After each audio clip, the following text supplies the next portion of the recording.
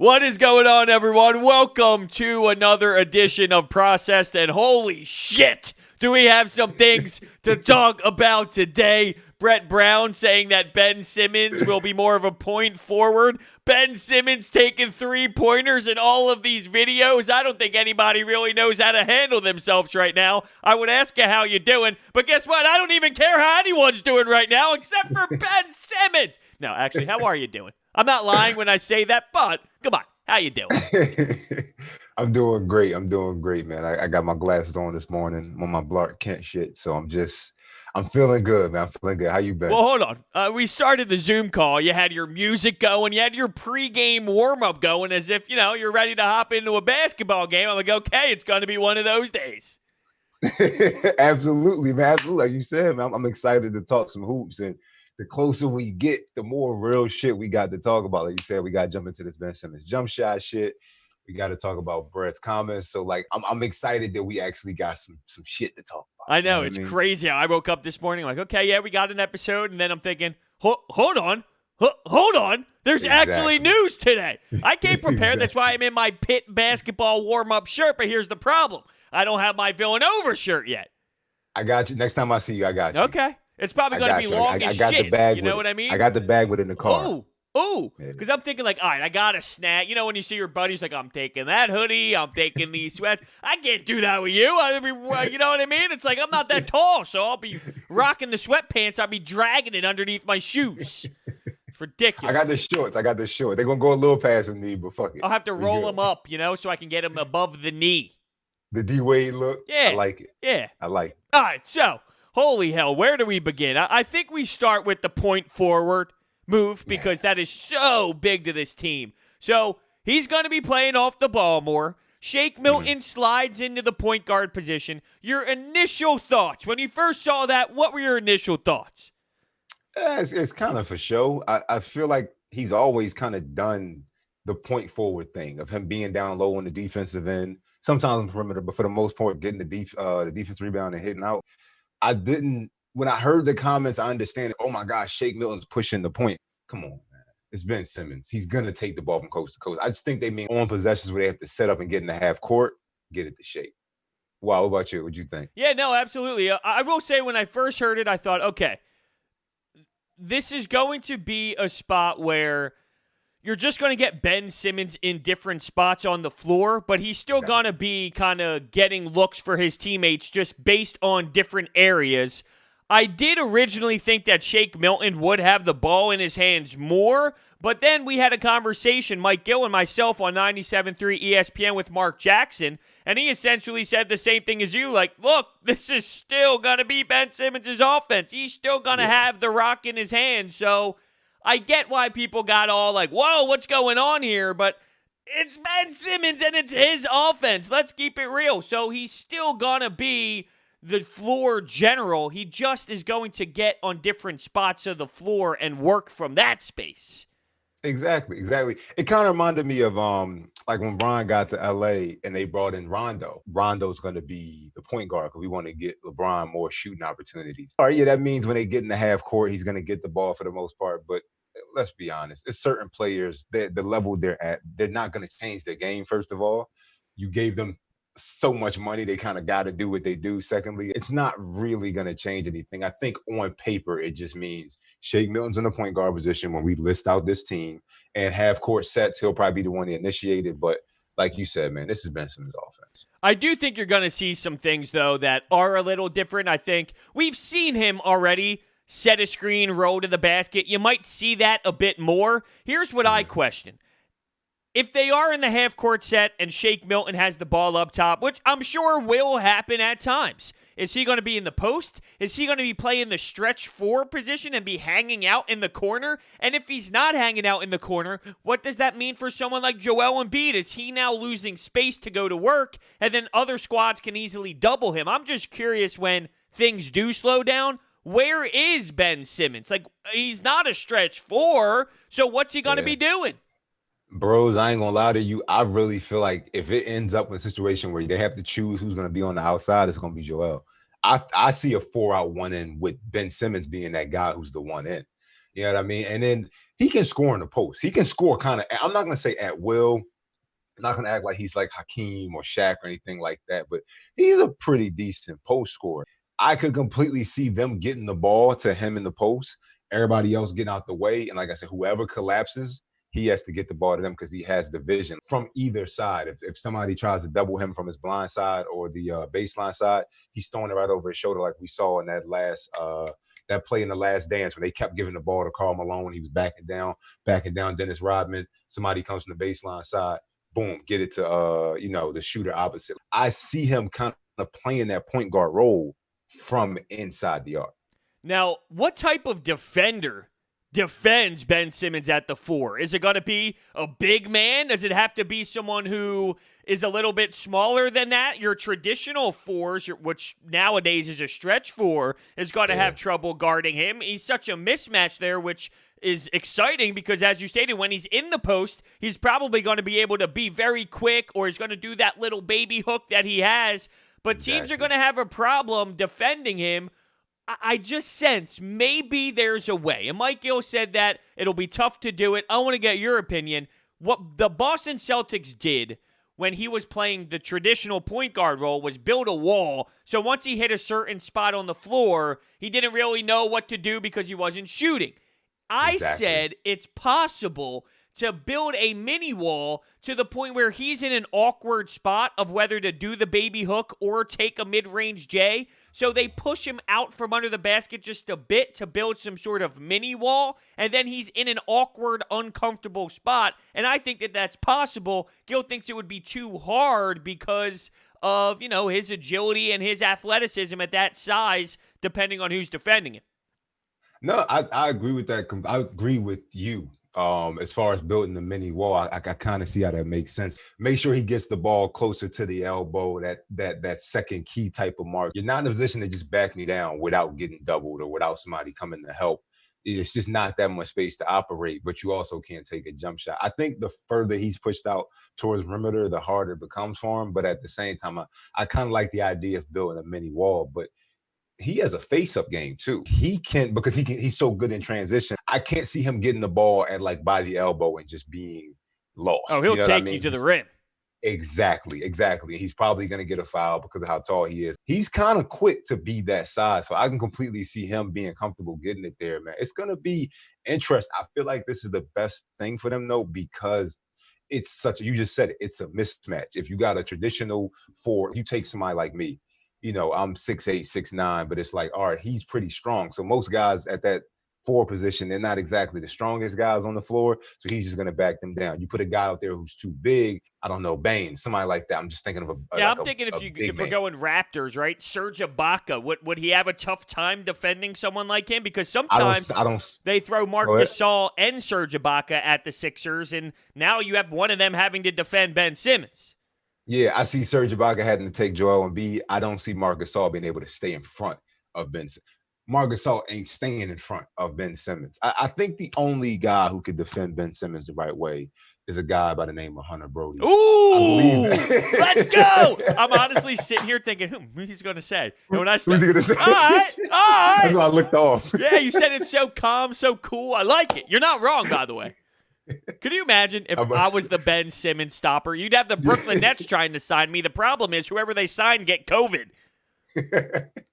Yeah, they try to figure out their own shit. But I don't know. I like it. Like I said, you said it the best, bro. It's a mismatch nightmare. You can't really – I can't think of too many players who are equipped to stop him inside the arc. Obviously, if he's outside, it's Rondo-like defense. So – I think this is a great move, man. I do, too. I think this team needed a spark. That's what they did. They needed a spark, and this is that sort of spark where you can sense the energy is different. You can sense the vibe around the team right now is different, and they needed to do something. If they went back to what they've been doing, it's honestly, hey, you're really going back to something that didn't work for so long. Let's try something new. Now, some people would say when it comes to Brett Brown that this is him admitting he made a mistake, that Ben Simmons is not a point guard. And here's the thing. For the people who said, I've been saying forever now that Ben Simmons is not a point guard, screw you, and here's why. Rookie of the Year, 2 All-Star games at point guard. You're telling me that Ben Simmons failed at point guard with what he averaged, with what he did, with how he guarded the position? I'm sorry. He might be good in other areas as well, but I use the LeBron James comparison. LeBron James was a small forward for how many years? And a power forward. I mean, he played all over the place. And right now, he's playing point guard, and he leads the league in assists. Does that mean all the other coaches were wrong for putting him at small forward over the last however many years because he's playing well at point guard? No, it means he's so versatile. So Ben Simmons can play point guard. I promise you he can, and it wasn't the wrong thing to put him there because he facilitates. But yeah, maybe he can do more as well, but don't say that he's not a point guard, because guess what? He did a damn good job at playing that position. I mean, really. Yeah, phenomenal. I mean, them people, I ain't saying they don't know basketball, but shut the hell up. How did you not? You know what I mean? The guy controls the offense. He gets everybody set. He takes the ball from coast to coast on rebounds. He's the point guard. It's just because he challenges what you think a traditional point guard is. It's a little bit like we haven't seen anything like this since Magic, because I think LeBron was considered more of a small forward because of the shooting ability. And let's be honest, the traditional point guard role was not how it is now. I think people nowadays, they see point guard and they think combo guard or scoring guard. You think of a CP3, a guy who can really get buckets, but at the same time facilitate the offense. The true point guard position is a guy who his main job is facilitate, and he almost doesn't do a whole lot else. And Ben Simmons falls in line with more of that. Russell Westbrook is not a point guard. He's a two that just gets the ball and sets up the offense. You know what I mean? He's really more of a small forward in my eyes. Ben Simmons is the point guard, bro. I don't see how anybody can argue that. Right, and that's a reason why he's playing point forward. What does that tell you? That tells you he's running the floor. He's the one who's going to be creating the offense and setting people up. So, yeah, the point in front of the position is telling you exactly what he's supposed to be doing. He's supposed to be running this offense because that's what he does best. I wonder if his assists are going to go up or down, because I thought that they would go down based off of naturally being closer to the basket, so then he would be scoring more buckets, maybe getting fouled. But Mark Jackson thinks that his assists are going to go up because of Shake Milton's addition that adds spacing on the floor with Tobias Harris, Josh Richardson, Shake Milton, and Joel Embiid. So he looks at it as, look, he might even have more opportunities. But naturally, I think he's got to be closer to the basket at times. You'd think he'd go hard to the rack more. I would think his numbers would go up in terms of points and his assists would go down, but he saw it another way. And I think he's going to get opportunities because teams might double him, or teams might have to collapse down more low because of him and Joel, and then that kind of creates spots on the outside for him to maybe get those assists. Yeah. I don't see how his production as a whole doesn't go up. I don't see how he doesn't average more points and more assists, to be honest. Because like he said, Shake Milton, he stretches the hell out of the floor. He has all those options. I think it's going to depend on what part of the game it's in, of which one he's kind of going more after. I see him scoring a little bit more in one half and facilitating the other, depending on the offense. Obviously, it's the NBA, so not every possession is going to be a double. A lot of it comes down to just being able to stay in front of and stick your own man in the NBA. But I don't see how those times where somebody kind of falls asleep, or somebody kind of takes a gamble, or somebody goes to help over discourage him a little bit, that he doesn't whip that ball at somebody. And at that point, it's really on the Shake Miltons, the Furkan Korkmaz's, the Joel Embiid, if he's out there to make those shots.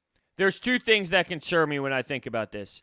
One is, what happens if Ben Simmons turns into that Ben Simmons that we see sometimes when he's off the ball and he's kind of irrelevant, he's standing in the dunker spot and teams kind of ignore him? What happens if that occurs? And then two, what if Shake Milton isn't good enough? I mean, we are relying on a player who has played good basketball for about 2 weeks. But if he starts to fail, looks slow, looks a little bad, do you go back to what you were doing and then change everything up from what you kind of went through from this point until the bubble starts? No. First of all, bro, that's a good ass. It's funny. It's like in all this excitement, nobody has asked the question, well, what if Shake Milton can't do this? You know what I mean? Like, nobody's really asked that. That's a good ass question, bro. I really think a situation where it's like, it's not going to go back.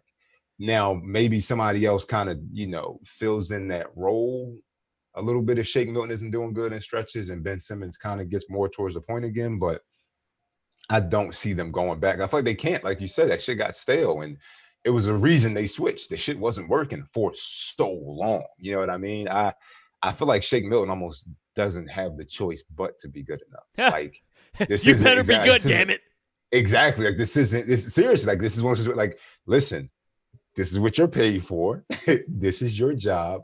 We can't afford for you not to be at least sufficient.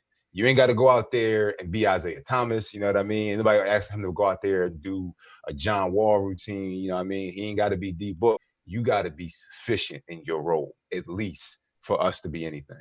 It does. And I think he'll live up Yeah, to no, it does seem like he's got the confidence based off the way his teammates are speaking about him. Everyone is giving him that juice that he needs. Like, yo, you can do this. We saw him do this. And when they speak in practice, or I'm sorry, when they speak to the media and all, the way they speak about him, that's kind of how I'm getting this vibe. Like, this kid's got it. And they've all been around NBA players and all types of talent. So when they see something like that, I'm sure they understand and they know this kid can totally play. So it looks like he's hitting his shots and all that. So that's kind of what what I'm basing it off of. But he's going to have to step up, and someone else who's going to have to step up is Tobias. Go ahead. You said Tobias. You said it. Nobody's talking about it, and it kind of bothers me how much slack he catches. And I've never asked your opinion on this. I've always looked at Tobias as I've always looked at Tobias as the guy that you almost don't have to worry about. He's gonna do what he has to do for us. I feel like that's why he doesn't get brought up. Not because he sucks. It's just we know we're going to get out of him. You know what I mean? And it's kind of the question marks of Ben Simmons, or where is Joel head going to be, or is Shake Milton going to live up to the expectations, or is Matisse Thybulle in a good spot? Tobias is almost like this vet type of character, like Iguodala on the Warriors. We're not dependent on him to win everything, but I know he's going to show up. Do you really feel that confident in Tobias Harris, or do you feel like he's much more of a question mark and not getting paid enough attention to? I think, I think he gets totally disrespected by a lot of fans based off the money, and people are very underwhelmed with him. I honestly do believe that, even though he consistently kind of gives you that 20 points per game as your third option. Here's where I'm nervous for him, though.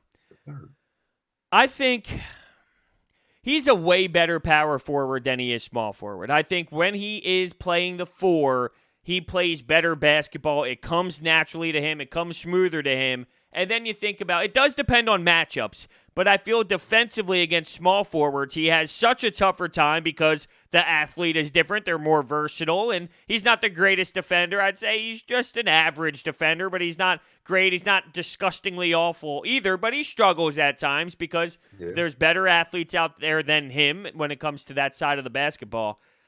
The 3, I just don't know if I love Tobias at the 3, and he is going to be playing that when this all returns. Now, it doesn't mean he's going to be bad there. I just think he's way better at the 4 spot because of the way that he can kind of stretch the floor out. All right, so let me ask you this, because this is my thing. When you say the 4, do you mean the Amari Stoudemire, the Tim Duncan, the Kevin Garnett style 4, or this new 4, which is a stretch 4, which to me is really just, because to me, it really comes down to who you can defend. The way basketball is so positionless on offense, and like people like, oh, positionless basketball. What that really means to me is, all right, so everybody can do everything on offense. We get that. Everybody can kind of handle, or at least get into a dribble handoff. Everybody can somewhat shoot out to a certain point. And if you get the ball in the post, you can get a bucket here or there. To me, it really, your position comes down to what can you do on the other end of the floor when you have to defend somebody. So are you saying that old power forward, or are you saying a stretch 4, which is really just a 3 that can't defend a 3?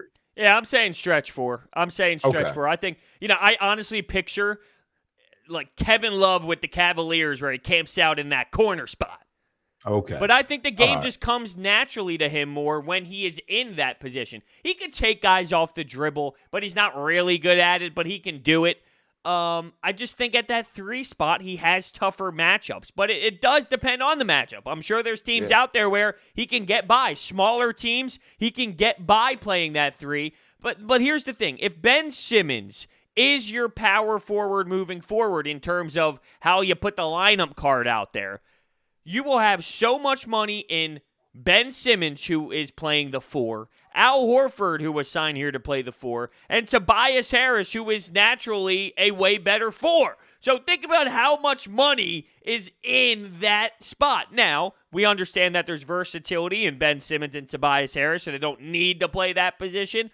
But it is wild to think how much money is tied up in the power forward position if Ben Simmons is a steady four moving forward. Yeah. Yeah. Not a good look.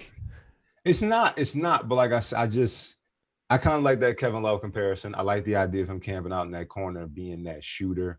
You're right. He has an okay ISO game, but I'm not expecting him to break guys down. But I'm interested to see if that was the case because Ben Simmons was where he was. Is it going to get better because now Ben Simmons is kind of, I see an offense where, like, if you have Ben Simmons on one block and Shake Milton on the same side as him in the corner, Joel Embiid at the top of the key area, and Tobias on that other side with the Furkan Korkmaz kind of floating around. Tobias getting the ball over there. I wonder if that's better than Tobias getting the ball with a Ben Simmons at the top of the key where his man can kind of help it. I don't know. I'm very interested to see how his game changes, because one thing he's done, and he doesn't get enough credit throughout his career, he's a good adjustment man too. Sorry. Press Siri, my fault. Got my phone in my hand. I thought she wanted to hop in and say, hold on a second, boys. Hold on. Are you talking Ben Simmons? So everybody got an opinion on him at this point. No, I'm very interested to see how he adjusts. I feel like he's going to adjust in a way that's, I don't know, man. I feel like this decision wasn't out of nowhere, and I feel like maybe I'm just being hopelessly optimistic. I really think this is it. I think this is the thing that they're going to be like, even if we don't win it all, this is the scheme that works for this team. You're not the only one to feel that way. I think a lot of fans right now kind of had that optimism that this is what was needed. Another guard out there, another guy who can handle the rock, and then moving Ben Simmons elsewhere. We will see. I think there's a lot of us that just assume, as we did, the positives when it comes to moving Ben there, but there's also going to be some negatives. I mentioned the wall. What happens if he's in this uncomfortable situation? And that kind of ties into these videos going around and surfacing. Is this real? Is this real? The no fans shooting the three. There was a video of him talking, and someone asked, when are we going to start seeing those threes? And he responded with Orlando. And then now we see all these videos of him knocking down shots. So are you believing the hype of these videos once again? I mean, he didn't say we see him in the games in Orlando. Very true. Very true. Touche. That makes him such a dick, if that's what he meant, in the sense of, no, I'm going to shoot him down. I didn't say I would shoot him in the game, shoot him in practice. You might see a clip of it, but I think he'll take a few. I think he will. I just don't understand how they look to his standard. I mean, it's still an ugly-looking jumper, let's not lie, but for his standard, he's standing there, he's knocking down the shots consistently, over and over and over again. Why is this not relating to anything? What do you mean? Why don't we see this in a game? Why do we not see this? He's not comfortable with it. But I would say he is, based off of him drilling. If you can drill 15 threes in a row from one spot on the floor, don't you think you're comfortable enough at it to take it? Okay, yeah, but I'm not Ben Simmons. And like I said before, I've said it on here before, as far as the confidence of a player. This is what I say about Ben Simmons. And I've really attest this to his intelligence, his emotional intelligence. I feel like he knows that if I start missing too many shots, it's going to mess with my confidence in everything else I do. It's going to affect the rest of my game. I'm so good at these things. Let me just, like they tell a lot of young players this, double down on what you do best. Don't let them see what you don't do good, because if you do that, it kind of messes with your game. I feel like he's at a point where it's like, listen, I'm so good at those things. I'm not going to go off the reservation and do something I'm not comfortable with yet.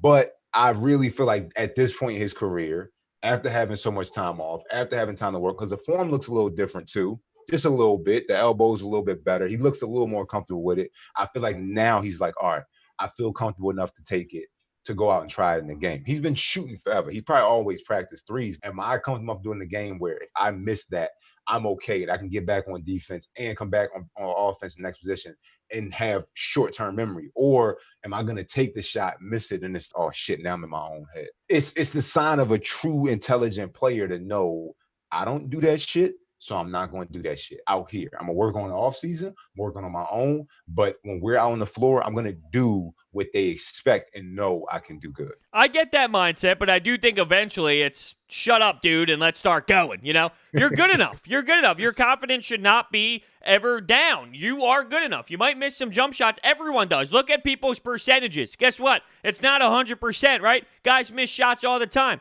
Guys have bad games. There's games where great shooters go 1 of 10 from the field. It's like, all right, just not my night. That's going to happen to you, Ben, but you're going to have nights where you are going to be efficient from the jump shot range, so you're going to know that as well.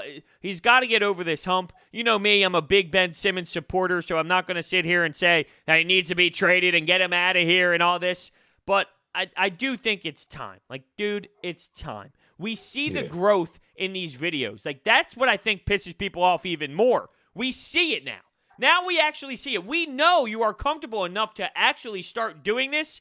So now let's start seeing it transition. I think a lot of us will sit here and claim we don't even care if they go in. Now, what type of basketball fan sits there and says, you know what, I want my team to just shoot. I don't even care if it goes in the basketball net. Just take the damn shot. That's where we're at this point. Yeah, fuck that. That's ridiculous. You don't think Jay Wright likes that philosophy? Hell no. D-Ray, I don't care if you make it. Just go out there and can you just shoot some balls for me? All right, so I give an example. Chris Jenkins. You've seen him make so many damn shots that it's just, if you have an off night, okay. But if off night turns into an off week, and that turns into an off month, that turns into an off season, and we look back on our season as how many shots did we let your ass take and miss with impunity without anybody stepping up and being like, are you serious? We got to change this up. That's a problem. Ben Simmons is not a guy who I don't think there's really anybody on the Sixers, quite frankly, who you're so comfortable with. When JJ Redick left, that was it, of a guy who, if he goes 1 for 10, fuck it, he'll be back. Yeah, like, no doubt. There's none of them out there who's like, all right, if you just shit yourself as far as shooting goes, we're going to be like, oh, it's okay. But you don't feel that way about Furkan? He might be the closest. He might be the closest. No, don't say that. That's sad. You know what that is? That's telling you how bad it really is. Yeah. I mean, shit. That's on Elton Brand and them to, get a guy who can put the ball in the hoop at that clip. As far, like, I would have loved to see Jamal Crawford in a Sixers uniform. I'm sorry, like, to me, I would have got the damn championship tatted if they'd have picked up Jamal Crawford. I wonder what his over-under is going to be in games, because he's going to get the ball, Like, Jamal Crawford's going to be getting the rock. He's going to cook. You think so? He's going to kill. Yes. Well, he's going to cook, but the team's going to lose by maybe 30 points because they have no one. Dude, they're playing with me and you out there and Jamal Crawford. Yeah. I'm like I said, I ain't say the Nets are going to do shit. And quite frankly, I'm not a fan of the Nets doing shit because they cause us problems. I don't know what it is about Jared Dudley. He just has something figured out about. Oh, he's on the Lakers now. Yeah. Oh shit. Damn. All right. We're perfect. We're good. I'm sorry. That goes to how much I keep up with the Nets. But yeah, like, I'm not a fan of them at all. So if they don't do well, but he's gonna cook. Yeah, he's gonna score his points. That's what he does. He'll be 85 and crossing people up. It's ridiculous. There's 2 guys we didn't talk about yet that are impacted by this. What's Josh Richardson gonna be now? Is he your standard 2? Because at times, he had the ball in his hands. I didn't really like him when he had the ball in his hands running the offense, but is he now going to be a stand there and shoot kind of guy who can then play really good perimeter defense on the other side? I like him as that. I mean, we talked about it a couple episodes ago. His production and points, every year he's been in the NBA, it's just going up and up and up. And I think his true position is a 2. I don't like him at the point. We were talking about that before. Oh, do you have Josh Richardson push the point? And it's like, we would say that, and nobody says that with confidence. Like, that's what I want. We would say it like, that's what we have to do because we have nobody else. Exactly. Like, if it's a trade-off, yeah, I guess. You know what I mean? Like, if you have to, but not like, oh yeah, hell yeah, I'm for him. I think he's a 2. I think he's one of those guys who, as he goes on his career, he'll be able to like score at a higher clip. He's shooting a lot better, but also be that guy on the other end of the floor. Listen, you're not getting past him, or he's going to give you hell. There were times, though, where he had big moments. Fourth quarter, 17 points in the fourth, taking over. So he does have splashes of moments like that where I think he is going to get the ball. And I've seen him beat guys off the dribble before. Like, he can create a shot to an extent. Not anything crazy, but I've seen him do it at times where he kind of beats someone off the dribble or he pulls up. But I don't see it consistently enough to really believe that that's what he can do, consistently for this team. But I wonder, how effective would he be if he's a catch and shoot kind of player? Is he as effective as we need him to be if he's just a, hey, stand there kind of guy? Nah, because I think naturally he's a slasher. But that's where his game takes a hit, because you're a slasher on a team with two very big guys who kind of take that ability away. If he was on a team with a bunch of guys who stretch the floor, he would be the perfect person. You know what I mean? Because like if you put him on the team, you put him on the floor with 4 shooters, he's the perfect guy because nobody can help and he's getting to the rim. He's naturally a slasher. But I don't know. I feel like this is what it is, bro. At the end of the day, with a championship team, everybody's game takes a hit, period. You know what I mean? I don't care who you are. Your game is taking a hit. But if everybody's games takes a hit and that equals a championship because y'all collective skill set is good, what are you really fighting for? And I got faith that Josh Richardson's a guy who's smart enough to know, yeah, I'm probably not going to average the 18 that I could. But if I get a ring out of it, I'll take it. That's why my numbers are down at LA Fitness, because we got championship teams over there. You know what I mean? I keep my stats in my notebooks. I got 4 points per game in the month of March, 9 rebounds, 7 steals, 4 blocks. I was saying, yeah, 4 blocks. 10 charges. Yeah, I had a tough February. That's why I went with March. We play NBA rules. I got him to get a defensive 3 seconds. So listen, we're good. Tipped ball. My analytics will say I got fast hands. I'm like Robert Covington. See, it's funny I bring that up. I think Robert Covington, it's crazy. I think he, believe it or not, coming from a true defender in myself, I think he stinks at defense. I don't understand how this guy is first team all defense. Analytics sometimes blows my mind. Robert Covington analytically is a good defender. I'm sorry. I could break him down. I honestly feel that way. He's got quick hands off the sides there, but one-on-one, dude, I can get by it. I see what you're saying. When you say analytics, because at first I was like, hold on, what? You know what I mean? But when you say analytics, because like you can have a guy out there who he's great at getting the passing lanes. He's great at getting steals. He's great at getting deflections. But the one-on-one numbers, the Kim Palm numbers, and for y'all out there who know basketball, you know what the fuck I'm talking about when I say Kim Palm. The Kim Palm numbers show that, oh shit, like he gets taken every time one-on-one, or his guys are that much more likely to try to take him off the dribble. I see what you're saying. But damn, bro, with a terrible defender. Terrible. Disgustingly awful. Dang, I was just about to say, I miss him. To me, if we had Robert Covington, it's like none of this shit is. See, I didn't want him at the deadline, honestly. I didn't want him. You serious? I didn't want him. Yeah, he's a hate the face for me. I'm not going to lie. See, I'm just disrespectful sometimes. This is one of those moments. He's a hate the face. Like, I can't stand looking at him. I get that. Do you, though? Because I feel like you don't understand for 1 second why I would hate Robert Covington. No. I get the guy. I get that feeling. I'm not going to say I get it about Robert Covington, but I get the feeling of being I just thought he was so overrated in this city. People acted as if we had Michael Jordan and we let him leave. He was a part of that process, Sixers, and he kept getting better. And I feel like a lot of fans, now maybe I'm just projecting, a lot of fans felt like we let him go as he was getting better. You know what I mean? Well, there's like a reason why he's been around a bit and he's active at the deadline, right? I mean, there's a reason why that's happening. Yeah. I'm just saying, as far as that clip go, Yeah, look, he would be a good bench player for a team. All right, he'll be a good bench player for a team. But when he was here, he wasn't that bench player. He was significant minutes kind of guy, and that's where I think the disconnect is for me. All right, so let me ask you this. Would you want him in Furkan's spot? Because that's what I'm talking about. Ooh, I'm so anti-Furkan. Here, I think Furkan gives you better offense. The problem is, he doesn't give you that defense. So exactly, that's a trade-off. I would probably. Oh man, that is a tough question because I don't like Furkan Korkmaz really either. I know. Ooh. But as far as that defense goes, Here's the thing, though. When Furkan is in one of those games where he's just literally hitting 7 of 9 from 3 on just crazy numbers like that, I can't ever see Robert Covington giving you one of those games that he gave you. Okay, but you said it yourself. Hold on, I got to call you on this. You said it yourself. I didn't give my answer yet. Continue. You got those guys who have those. He has one of those games, but the 10 before that was shaky, and they're like, "I told you, bros. I Yeah, told I you, know. bros." Like I know. to me, it's like consistently speak. Okay, so he's not gonna go 7 for 9. Maybe his best night is 5 for I don't 9. even But think I can, Furkan's going 7 of 9, to be fair. yeah, just once in a blue moon. But the defense that Robert Covington gives you to me is Yeah, it would be it's a balance in that. Rocco, but I'm not thrilled with either. But it would be Rocco. How the fuck did we just get into that conversation?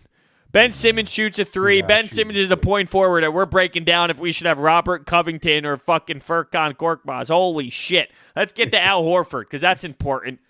Al Horford's coming off the bench. Apparently, he's been way more vocal, way more physical, and he's treating this as a new year. It does seem like he has hit a refresh button in the mind, and when it comes to attacking this bubble. I like what I have seen and heard so far from Al Horford. Now we got to see the delivery. Yeah, I mean that's all of them. That's all of them. But he needed it. I'm gonna plug this. I'm gonna plug this right now.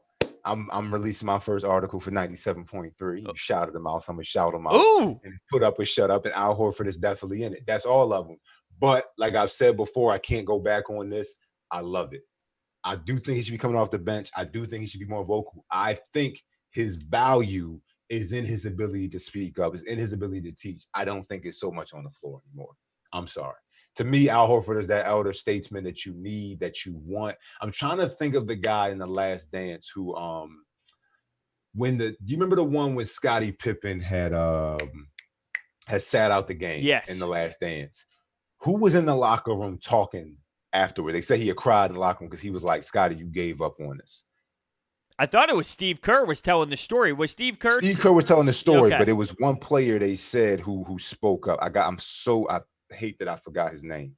But anyway, they had talked about how that guy spoke up, and you go back and look at it, he was in no way the star at that point. He wasn't really even playing, but his presence on that team, as far as a locker room guy, as far as a teacher, as far as kind of that pen or that staple to the stack of papers that the Bulls were, like, that is his best role. And that's what I feel for Al Horford. I think they overpaid for that, but that's what I feel. Yeah, no doubt. Definitely overpaid if that's the role. I'll say that I do think he's going to come into play in certain areas. For example, and I kind of brought this up already, there was a time last year where Toronto kind of threw 2 big men at you and gave you a different look, and you weren't really expecting it. Then you had to make an adjustment, but the Sixers were never really able to get over that hump when they threw Marc Gasol and Serge Ibaka. And I feel there might be a playoff situation, maybe against the Celtics or the Miami Heat, where you're used to seeing a Ben Simmons and Joel Embiid at the 4 and 5, and then hold on a second, it's Al Horford and Joel Embiid, or it's Ben Simmons and Al Horford, and it's a different look that might be effective for a whole game that gets you a win in a 7-game series, and now you got to make the other team adjust. So I think maybe right from the jump, you get an Al Horford that's more of a role player, but don't be surprised if during a playoff series you get an adjustment or a new look against a different team or the same team that needs something new, and it's an Al Horford Twin Tower type combination between him and Joel Embiid. I like that. I just don't like it for long stretches of time. I mean, listen, at the end of the day, he got to play. You know what I mean? Yeah, I said he has to play. Yeah, exactly. It's one of those things that we throw it out there. If it works, cool. If it doesn't, then we go back to what we were doing. Like, I'm not saying Al Horford is obsolete and he just can't move anymore. I'm just saying as far as like the dependence on him to be that guy, it's just like, I didn't see it when he was coming in. Like, even the Celtics, like, he wasn't who he was at the Celtics, who he was in Atlanta. You know what I mean? There's nothing wrong with that. He's getting older. But like I said, they overpaid for another coach, quite frankly. That pseudo coach player role is somebody, you look at every team that has won, somebody has to take up that role. That guy who he understands the coaches on a certain level, but he's still a player and he can get it across to them and still make it happen on the floor. Like, you need that guy. And I feel like Al Horford is that guy. I don't feel like Al Horford is the guy who should be out there for 30 minutes a night. No, maybe not 30. I don't know, though. 25? See, I think he's got a little bit more to go. I really do. I think he's got more in the tank, and I wonder if he's out there with Shake Milton as the point guard, if Ben Simmons is maybe on the bench or something, can we see pick and pop? because you actually have a player in Shake Milton who can run the pick and roll. And his best attribute, I would say, offensively, is that pick and pop game. Now, he does other things very well when his back is to the basket, and he can do other things well on offense, but I do think his strong suit is that pick and pop game. And if Shake Milton has the ball at times and you can run some pick and pops, will that add to his game? And now you kind of look at him differently if he can consistently kind of provide you that mid-range game, or even sometimes the pick and pop will lead him to a three at the top of the key instead of shooting from the sides. Absolutely, but then it always comes back into question, where does that leave Ben and Joel? I feel like that's what it is. Well, Joel's going to need 10 minutes. If Brett Brown wants 38 minutes of Joel, that means there's 10 minutes for Al Horford at the 5 position. Now you got to find another 10 minutes. Well, is Ben Simmons going to play 38 or 48? Probably. So can he play out there for... Now that's 20 minutes. That's 20 minutes of play just when Joel and Ben Simmons are off the floor. So 20 minutes is a good amount of time. And 20 minutes is a good... and that's just when those two are off. I'm sure there might be a spot where Shake Milton needs a rest, Ben Simmons plays the 1 for 5 minutes, and then you have those 3 out there. You know, I hate to admit it, but there might be a chance where that happens. Yeah. I mean, he's going to play. It's just, to me, like I said, him, maybe it's not the minutes I'm talking about. It's just the expectation of his production. You know what I mean? Like, don't expect Al Horford. There's certain guys who go out on the floor, and just because they're out there, it's a different game. Because maybe it's the fear factor that they can make certain plays on offense. Maybe it's their presence, you know what I mean? On defense, they're guys who are very vocal and speak up and things like that. Like, there are certain guys on there, maybe they're good defenders. Like, there's certain guys who their presence might not show up on the stat sheet. My issue is when people expect Al Horford to be one of the guys at the top of the stat sheet in any category besides rebounds. You know what I mean? I just don't see it. I don't. Like, if he has the time to play, I don't see why people should depend on Al Horford to be a guy who produces nearly as much as a Ben Simmons or Al Horford. I feel like he needs dependent on to be that guy. He's vocal. He's a pseudo coach because he understands the game so much more better than I think anybody on the Sixers roster at this point, because it's a bunch of young dudes. And even Tobias Harris is still, he's still figuring himself out. So he's so much more. It's not that he's that much more older. It's just like he's been around the block so much more. He's seen so much more basketball. He's been around so many different types of players. So that wisdom that he brings to me is way more valuable than Al Horford going out and getting 20. Because it's like, how did he get that damn 20? I think I'm a little bit more optimistic on Al Horford than you. I think he's still got a little bit more in him with this refresh. And I've always been pretty consistent on this, that I think he's just going to help this team out so much more in the playoffs. I know some Boston Celtics fans that I played hockey with because they're from the Mass area, and they said every year it was the same thing with Al Horford. It was the regular season. What the hell is he doing? He's not playing that strong. And then the postseason came around. It's, Uncle Al, when the game slows down, he's able to give you what he needs, or he's able to at least play better than he did in that fast-paced regular season game. So if I know that that's how Celtics fans felt at times when he was there for, the regular season run, then I would think it's probably going to happen here too, where we sit there and go, oh, wow, okay, that's Uncle Al in the playoffs that we kind of needed. Yeah, we're going to see. We are going to see. Damn it. I'm always right. Don't forget that.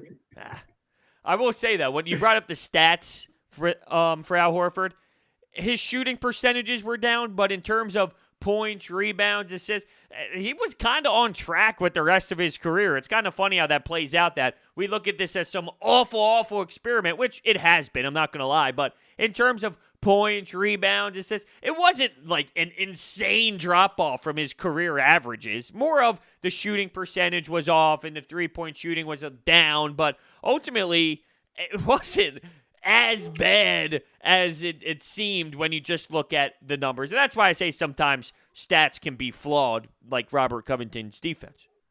Bro, what? Do you know who, Al Horford would have been perfect to play for? Who's that? The Spurs. Oh yeah, come on. Mr. Fundamental. No. Yeah, no. Like, I mean, don't get me wrong. Like, I don't like. For me, like, I didn't like the idea of Rudy Gay in the Spurs uniform. Like, certain guys to me just don't fit that mold. I remember they was talking about Paul George going there. I was like, just certain guys. You know what I mean? But as far as that steady player, like you said, of his career, kind of like having the same type of stats, the same type of production, a guy who they're not going to kill you with flash and glamour, but they're going to get the job done. I would have loved to see him win a ring in a Spurs jersey because I feel like he would have fit perfect into that scheme. You know who's someone that, now that I'm thinking about it, yeah, it's definitely a good point.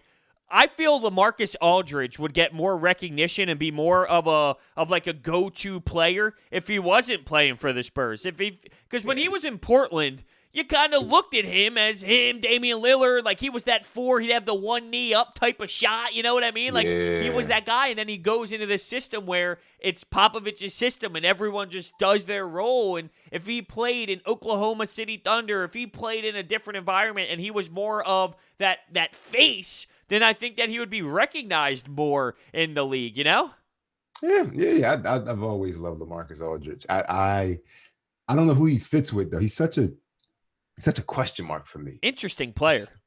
Exactly. Like he's just I like the Spurs thing because he kind of, to me, it was around the time of his career where he kind of just like, you know, he went like this, he went like this, and then it was like the Spurs was just kind of straight.